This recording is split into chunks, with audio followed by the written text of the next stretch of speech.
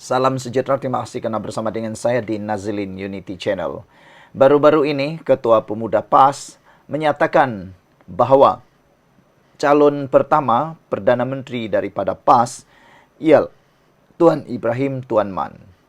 Beliau juga menyenaraikan Sanusi antara yang boleh dijadikan calon Perdana Menteri. Tetapi yang lawak dan lucunya, belum lagi menjadi Perdana Menteri, kata netizen sudah menampakkan kebijaksanaannya dalam isu Sungai Baru. Kalaulah inilah Perdana Menteri kita, kata netizen, kalau inilah gayanya Perdana Menteri kita, kata netizen, habislah negara Malaysia, hapraklah negara kita, kata mereka. Mundurlah negara kita, hancurlah negara kita, penuh dengan kerugianlah negara kita, dan macam-macam lagi lah perkara-perkara yang maha tak pintar boleh berlaku. Saudara, menurut satu hantaran di Facebook Liana Marzuki, seorang peguam, beliau menulis, kalau dulu kami silap, kerajaan sekarang batalkanlah Wartatu. Ini merujuk kepada kenyataan Tuan Ibrahim Tuan Man dalam satu ucapan beliau. Beliau menyatakan bahawa kalau betul kerajaan dulu buat salah di dalam isu Kampung Sungai Baru, beliau kata kerajaan sekarang boleh batalkan. Ini yang membuatkan ramai netizen yang, alamak, kalau inilah Perdana Menteri kita, kalau inilah lagak pemikiran Perdana Menteri kita, habislah. Walhal sebelum ini, pemimpin Mursyidul Ampas menyatakan, kalau sekadar Anwar Ibrahim ada 3-4 lori yang bagus daripada dia, inikah yang satu lori ini? Inikah pemimpin Perdana Menteri, bakar Perdana Menteri yang satu lori itu? Yang kata, kalau dulu kami silap, kerajaan sekarang batalkan Wartatu. Begitu cepat dia berpikir. Saudara, kamu tahukah apa sebenarnya yang sedang berlaku dalam isu Sungai Baru itu? Kalau kamu nak tahu, ikuti terus ulasan ini. Tapi sebelum itu, jangan lupa tinggalkan komen Anda dengan tanda pagar kami mahu Perdana Menteri bijaksana. Tapi sebelum itu, izinkan dulu saya berkongsi kepada Anda semua, ini terapi imun Transfer Factor for Life, terapi imun yang meningkatkan daya imun badan kita sehingga 400%.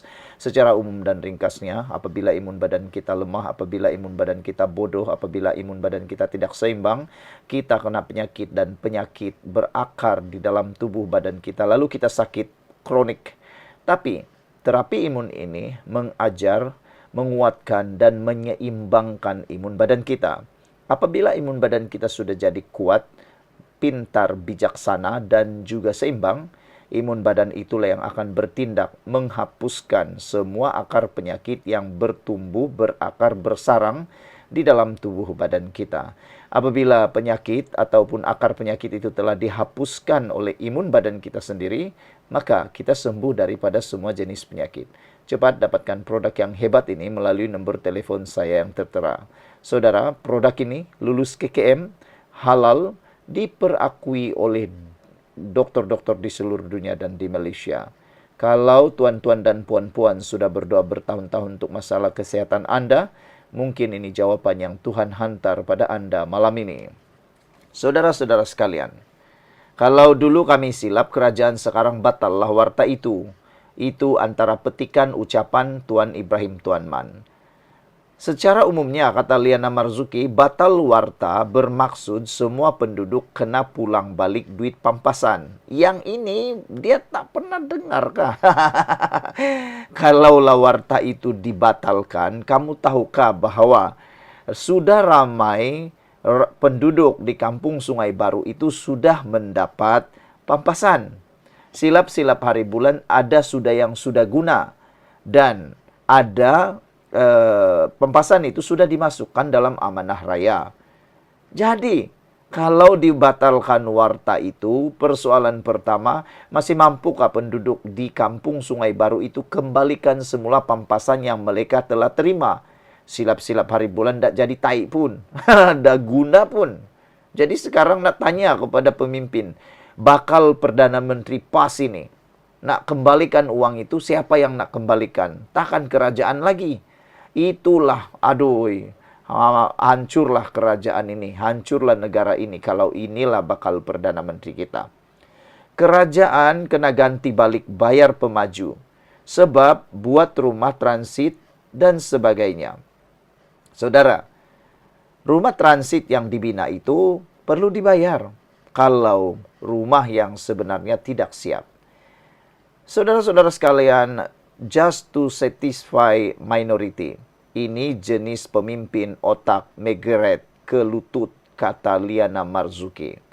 Beginikah bakal pemimpin Perdana Menteri Malaysia yang Anda mahu? Entahlah, pikir secara logik pun sudah kita tahu. Warta dah selesai. Bahkan rumah dah ada diroboh. Bahkan sudah mula pembinaan. Duit sudah masuk akaun, ada di akaun Amanah Raya. Ada juga yang entahlah, sudah mungkin diguna. Tapi sekarang nak batalkan. Kamu tahukah penaltinya berapa? Inilah kata Ghazali, sebab dia tak jadi kerajaan sekarang. So, dia boleh cakap apa saja tanpa perlu fikir kesan apa akan berlaku. Sama juga dengan usul bantah Trump datang ke KL, kata Ghazali. Khadijah Muhammad kata, itulah puan. Macam mana boleh jadi calon Perdana Menteri kalau macam tu? Ini boleh rosak negara. Bukan menghina, tapi kita sama-sama tahu.